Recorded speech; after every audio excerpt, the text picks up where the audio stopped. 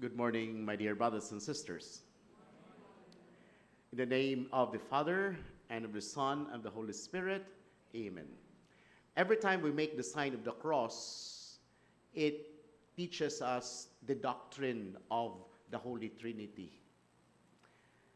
During baptism, the formula a priest uses is, Juan, I baptized you in the name of the Father, and of the Son, and of the Holy Spirit. And even when we pray, at the end of our prayer, we always say, we ask this through our Lord Jesus Christ, your Son, who lives and reigns with you in the unity of the Holy Spirit, God, forever and ever. Amen. In every prayer, we always invoke the Holy Trinity.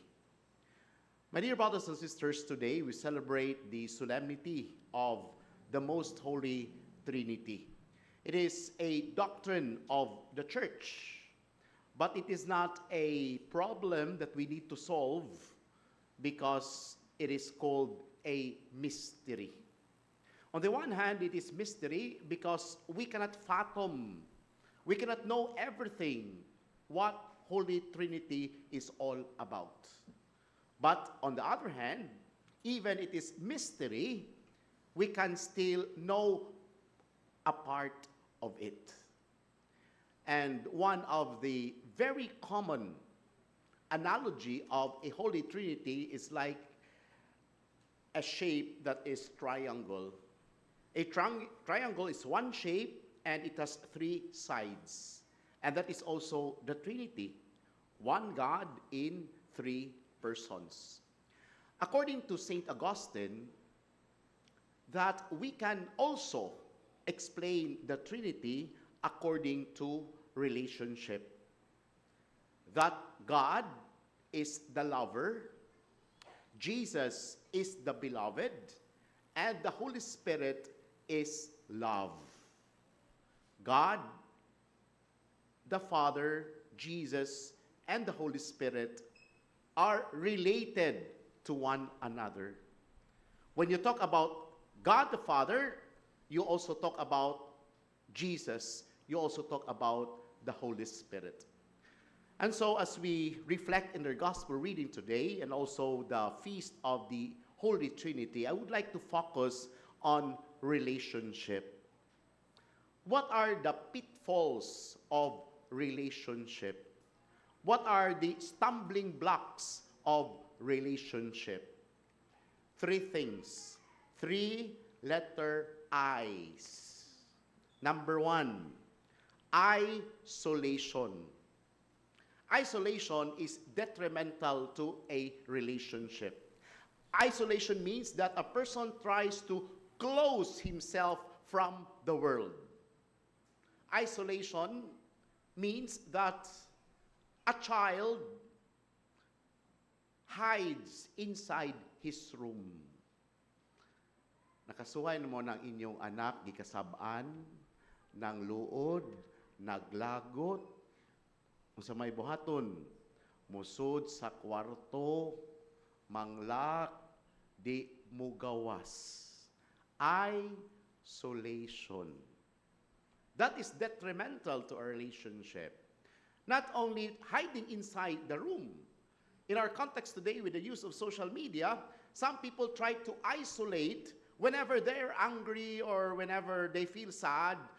Either they deactivate their social media or they try to block you from the friends list. Nakasuway na mo nga gi-block? Or nakasuway na mo nga ni-send kag message kay nangamusta ka, unya scene mode na lang? Because that person is trying to isolate himself, trying to say, please do not communicate with me. Isolation. It will never help a relationship. And so please do not isolate. In our gospel reading today, it says that Jesus did not isolate himself in heaven. In fact, God sent his Son to be with us. He never isolated himself. And Jesus continues to be with us even until today, every time we celebrate the Holy Mass. Because the Trinity is in a relationship which is not isolated. Number 2, the second letter I is not only isolation, but indifference. Indifference, sa Binisaya pa, imo-imo, ako-ako. Imo ra na, ako ra ni. Wa ko'y labot. Today, I'm assigned in the seminary. You know, seminarians clean the whole seminary. They are assigned in different places. There are seminarians who are asked to clean the classroom, to clean the restrooms, to clean the dining hall, the chapel. But sometimes, whenever, the chapel is not clean, I would ask, who is assigned? They would say, dili man na ako, Father, lain man na. Ako, imo-imo. In a relationship, indifference is detrimental. Because your problem is also my problem. Your joy is also my joy. Your sadness, aw imo ra na, kaguol. Wa ko'y labot. Kung atong gamiton ang pinulungan sa Binisaya, kana bitawng isipan? Isipan ba? Whenever you have like 5 children or tulo ka mga anak or bisang duha ka anak, di ba? Ang mahitabo, ang maguwang, magsigi nagsugod sa manghod. Unya ang manghod, luoy kayo, may permisugoon. Unya ang manghod, maingon din na, ngano ako rin may imong permisugoon, ma? Si ati na sad. Kadungog mo, ana? Kanang isipan ba?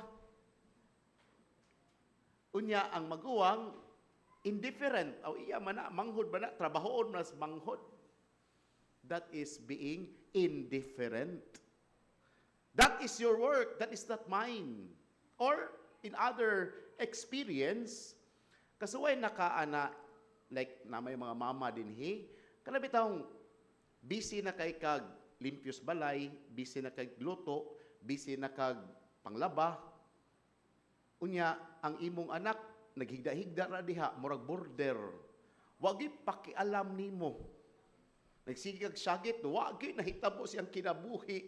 Mura bitaw lahi ang kagulingong kalibutan. Mo na indifferent. Ano mga anak ay mag-smile-smile diha. Kay kanang pagka-indifferent, that is detrimental to a relationship. Number 3, the third I is individualism. Individualism means that I can do everything by myself.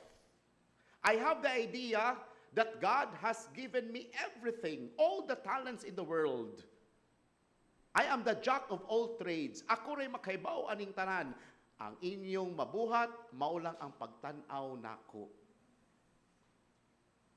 Kana bitaw mga tao nga ako-akohon, iya rin yung tanan. Nagtuo siya nga siya ray bright, ang atong tanang huna-huna sayop. Nagtuo ra siya nga siya buutan.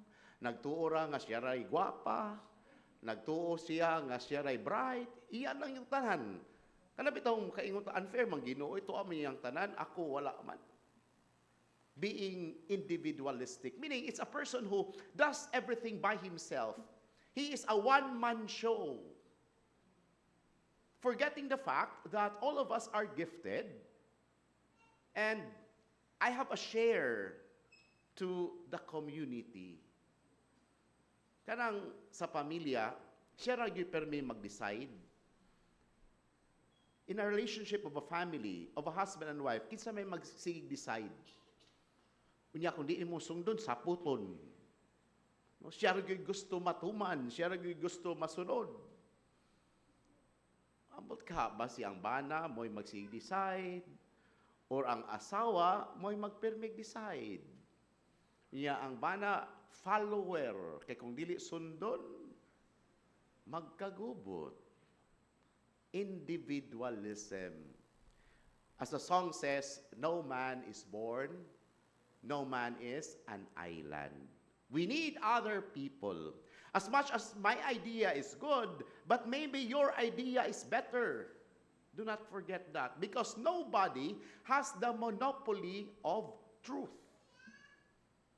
We learn to be humble and be open and to accept that we also need help from other people.